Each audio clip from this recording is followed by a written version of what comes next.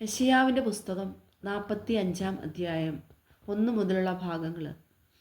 യഹോവ തൻ്റെ അഭിഷിക്തനായ കോരശിനോട് ഇപ്രകാരം അരുളിച്ചെയ്യുന്നു: അവന് ജാതികളെ കീഴടക്കി രാജാക്കന്മാരുടെ അരക്കച്ചകളെ അഴിക്കേണ്ടതിനും കതകുകൾ അവന് തുറന്നിരിക്കേണ്ടതിനും വാതിലുകൾ അടയാതിരിക്കേണ്ടതിനും ഞാൻ അവൻ്റെ വലം കൈപിടിച്ചിരിക്കുന്നു. ഞാൻ നിനക്ക് മുമ്പായി ചെന്ന് ദുർഘടങ്ങളെ നിരപ്പാക്കുകയും താമ്രവാതിലുകളെ തകർത്ത് ഇരുമ്പോടാമ്പലുകളെ ഖണ്ഡിച്ചു കളയുകയും ചെയ്യും.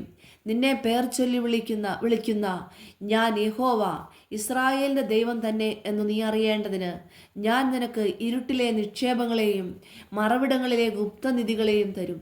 എൻ്റെ ദാസനായ യാക്കോബ് നിമിത്തവും എൻ്റെ വൃതനായ ഇസ്രായേൽ നിമിത്തവും ഞാൻ നിന്നെ പേർ ചൊല്ലി വിളിച്ചിരിക്കുന്നു. നീ എന്നെ അറിയാതിരിക്കെ ഞാൻ നിന്നെ ഓമന പേർ ചൊല്ലി വിളിച്ചിരിക്കുന്നു. ഞാൻ യഹോവയാകുന്നു, മറ്റൊരുത്തനുമില്ല. ഞാനല്ലാതെ ഒരു ദൈവവുമില്ല. നീ എന്നെ അറിയാതെ ഇരിക്കെ ഞാൻ നിന്റെ അരമുറുക്കിയിരിക്കുന്നു. സൂര്യോദയത്തെങ്കിലും അസ്തമാനത്തെങ്കിലും ഉള്ളവർ ഞാനല്ലാതെ മറ്റൊരുത്തനുമില്ല എന്നറിയേണ്ടതിന് തന്നെ. ഞാൻ യഹോവയാകുന്നു, മറ്റൊരുത്തനുമില്ല. ഞാൻ പ്രകാശത്തെ നിർമ്മിക്കുന്നു, അന്ധകാരത്തെയും സൃഷ്ടിക്കുന്നു. ഞാൻ നന്മയെ ഉണ്ടാക്കുന്നു, തിന്മയെയും സൃഷ്ടിക്കുന്നു. യഹോവയായ ഞാൻ ഇതൊക്കെയും ചെയ്യുന്നു. ആകാശമേ, മേലിൽ നിന്ന് പൊഴിക്കുക, മേഘങ്ങൾ നീതിയെ വർഷിക്കട്ടെ. രക്ഷ വിളയേണ്ടതിന് ഭൂമി തുറന്നു വരട്ടെ, അതു നീതിയെ മുളപ്പിക്കട്ടെ. യഹോവയായ ഞാൻ അത് സൃഷ്ടിച്ചിരിക്കുന്നു. നിലത്തിലെ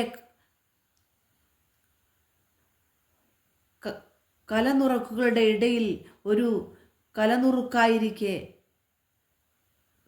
തന്നെ നിർമ്മിച്ചവനോട് തർക്കിക്കുന്നവന് അയ്യോ കഷ്ടം.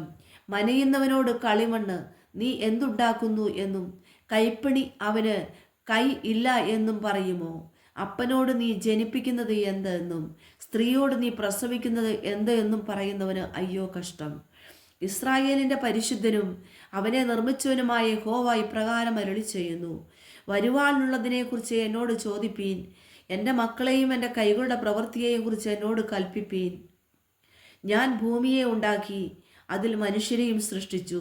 എൻ്റെ കൈ തന്നെ ആകാശത്തെ വിരിച്ചു, അതിലെ സകല സൈന്യത്തെയും ഞാൻ കൽപ്പിച്ചാക്കിയിരിക്കുന്നു. ഞാൻ നീതിയിൽ അവനെ ഉണർത്തിയിരിക്കുന്നു. അവൻ്റെ വഴികളെയൊക്കെയും ഞാൻ നിരപ്പാക്കും.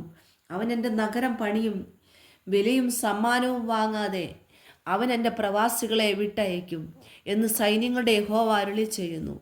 യഹോവ ഇപ്രകാരം അരുളി ചെയ്യുന്നു: മിസ്രൈമിൻ്റെ അധ്വാന ഫലവും കൂശിൻ്റെ വ്യാപാര ലാഭവും ദീർഘകായന്മാരായ സെബായരും നിന്റെ അടുക്കൽ കടന്നു വന്നു നിനക്ക് കൈവശമാകും. അവർ നിന്റെ പിന്നാലെ നടക്കും. ചെങ്ങലയിട്ടവരായി അവർ കടന്നു വരും. അവർ നിന്നെ വണങ്ങി, നിന്റെ മധ്യേ മാത്രമേ ദൈവമുള്ളൂ, അവനല്ലാതെ വേറൊരു ദൈവമില്ല എന്നിങ്ങനെ പറഞ്ഞ് നിന്നോട് യാചിക്കും. ഇസ്രായേലിൻ്റെ ദൈവവും രക്ഷിതാവുമായുള്ളവേ, നീ മറഞ്ഞിരിക്കുന്ന ദൈവമാകുന്നു സത്യം.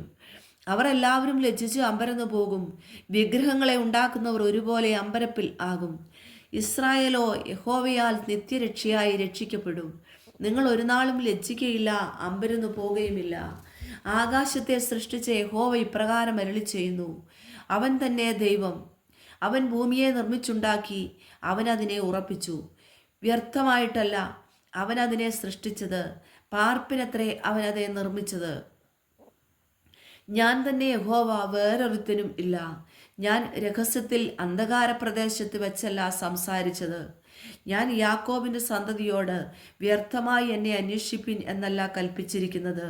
യഹോവയായ ഞാൻ നീതി സംസാരിക്കുന്നു, നേരുള്ളത് പ്രസ്താവിക്കുന്നു. നിങ്ങൾ കൂടി വരുവീൻ, ജാതികളിൽ വെച്ച് തെറ്റി ഒഴിഞ്ഞവരെ ഒന്നിച്ച് അടുത്തു വരുവീൻ. വിഗ്രഹമായ ഒരു മരം എടുത്തുകൊണ്ട് നടക്കുകയും രക്ഷിപ്പാൻ കഴിയാത്ത ദേവനോട് പ്രാർത്ഥിക്കുകയും ചെയ്യുന്നവർക്ക് അറിവില്ല. നിങ്ങൾ പ്രസ്താവിച്ചു കാണിച്ചു തരുവീൻ. അവർ കൂടി ആലോചിക്കട്ടെ. പുരാതനമേ ഇത് കേൾപ്പിക്കുകയും പണ്ട് തന്നെ ഇത് പ്രസ്താവിക്കുകയും ചെയ്തവനാർ? യഹോവയായ ഞാനല്ലയോ? ഞാനല്ലാതെ വേറൊരു ദൈവം ഇല്ല. ഞാനല്ലാതെ നീതിമാനായ ഒരു ദൈവവും രക്ഷിതാവുമില്ല. സകല ഭൂസീമാവാസികളുമായുള്ളവരെ എങ്കിലേക്ക് തിരിഞ്ഞ് രക്ഷപ്പെടുവീൻ. ഞാനല്ലാതെ വേറൊരു ദൈവവും ഇല്ലല്ലോ. എന്നാണ് എൻ്റെ മുമ്പിൽ ഏതു മുഴങ്കാലും മടങ്ങും, ഏതു നാവും സത്യം ചെയ്യും എന്നിങ്ങനെ എൻ്റെ വായിൽ നിന്ന് നീതിയും മടങ്ങാത്തൊരു വചനവും പുറപ്പെട്ടിരിക്കുന്നു. യഹോവയിൽ മാത്രം നീതിയും ബലവുമുണ്ട് എന്ന് ഓരോരുത്തൻ പറഞ്ഞുകൊണ്ട് അവൻ്റെ അടുക്കൽ ചെല്ലും. അവനോട് കോപിക്കുന്നവരൊക്കെയും ലജ്ജിച്ചു പോകും. യഹോവയിൽ ഇസ്രായേൽ സന്തതി എല്ലാം നീതീകരിക്കപ്പെട്ടു പുകഴും.